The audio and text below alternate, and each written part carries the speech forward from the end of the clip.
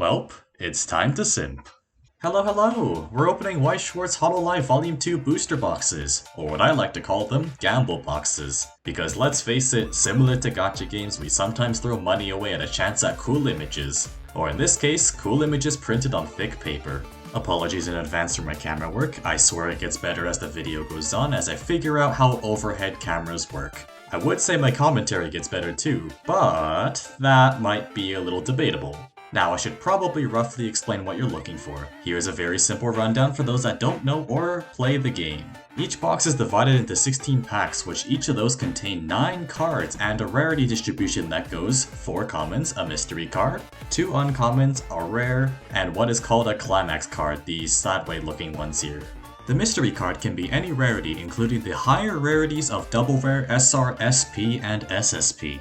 SRs are foiled versions of most lower rarity cards, and SP and SSPs usually take the form of these cool stamped signed cards. In the case of these Hololive boxes, they would be a signature of the respective VTuber. Additionally, there are exactly 3 SR or above cards in a box, and SPs and especially SSPs are few and far between. Basically, the equivalent chance of me finding the center of this camera shot. As an example, this pack here goes common, common, common, common, bang, double rare Subaru. And I would point out how you would identify that on the card, but the camera quality suggests that the text font is typed out in wingdings.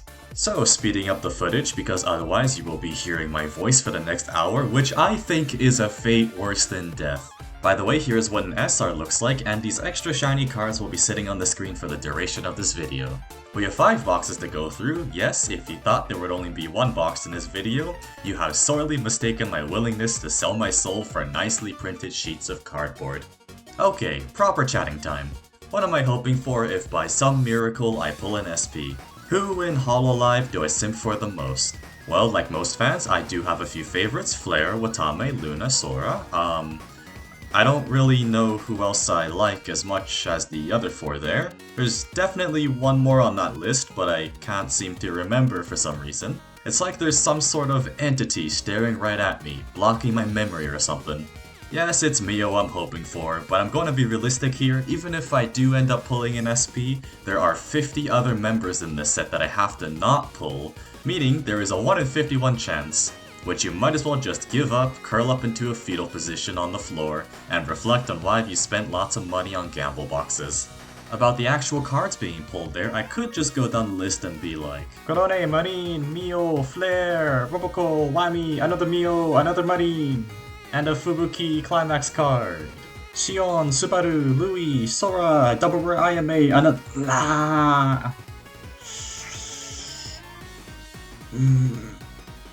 Bit my tongue.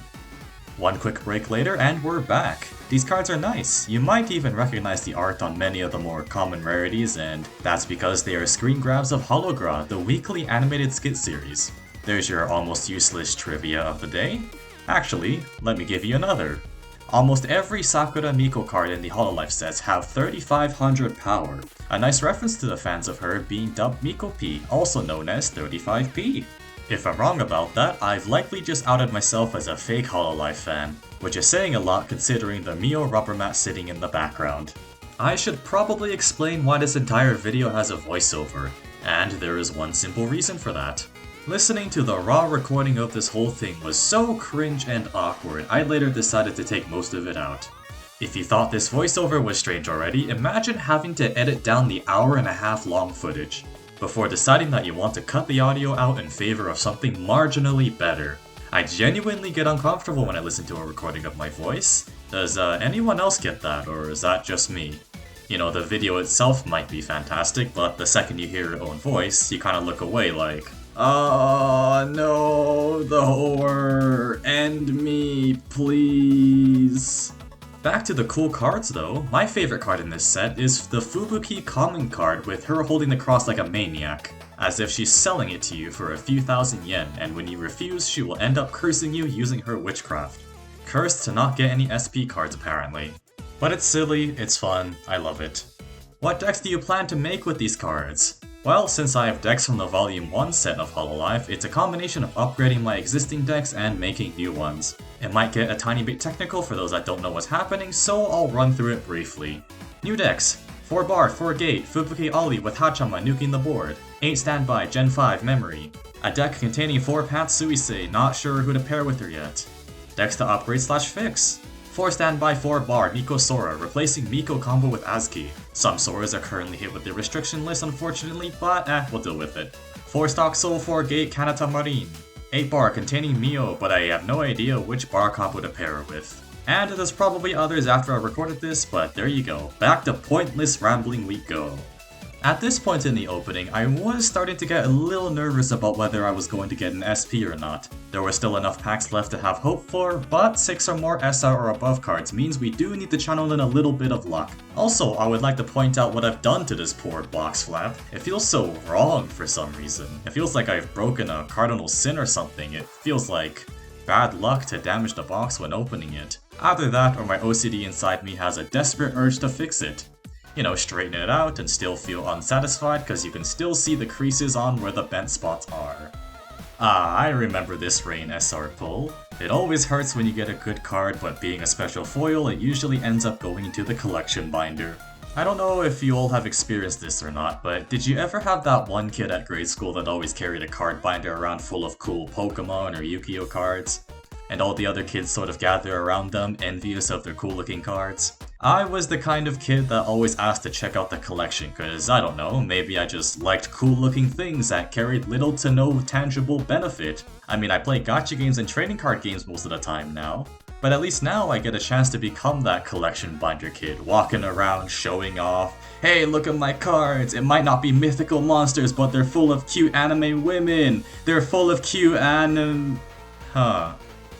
That's kind of sad now that I'm saying it out loud, but hey, as long as you find enjoyment in it, that's all that matters I think as far as having hobbies go. Anyways, at last, the final box, and I am starting to lose hope, and when we lose hope in these luck-based situations, we resort to superstition to make ourselves think that we still have a chance. This is otherwise known as copium. You've probably noticed that I'm struggling to open the final box, and that's cause all the other boxes opened prior to this had their opening flaps damaged. And I was like, okay, maybe if I don't break this one, I will get an SP card. Copium, everyone. As I struggled, a thing slipped out, and I thought it was the box topper card when you open the box, but it was actually some nice going first, going second cards. Oh wait! Oh, I think I know what these are. I think I'm the only person in existence who gets excited over this sort of stuff. These cards are for if you don't feel like playing rock, paper, scissors or rolling a die to determine who goes first. My excitement probably told you that I don't actually have going first, going second cards, so I was pretty happy about that. Eventually I got the box open with minimal damage and decided to pull out my secret weapon. We will most definitely get an SP in this box. Mio. I pulled out a Mio card from my deck of Hololive themed playing cards for good luck. Random off tangent, but believe it or not, this video was recorded on the floor because the stand holding up my phone recording this was incredibly wobbly and refuses to be flush with the surface. So I found a more stable area. By that I mean apparently a wooden shelf was more stable at holding up a phone. Sitting cross-legged on the floor was also a mistake because by the end of the recording my legs were so numb that I needed to use my arms to force my legs out of the position. That IMA SR right there means that there is only one foiled card left in this video, meaning that we have one last chance to get an SP card. Another non-SR IMA also spooked me, baiting me into thinking that it was the last foil. I was very paranoid at this point, slowly revealing the mystery card slot to delay the blow from the likely case of no SP. Drum roll for disappointment.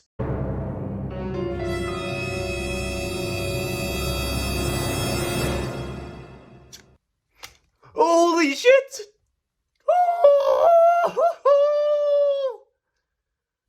Well, I'm happy with that. Holy shit! It only costed my sanity. That voice crack though. You really can't make this stuff up.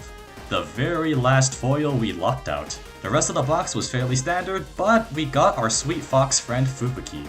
So what have we learned from all this?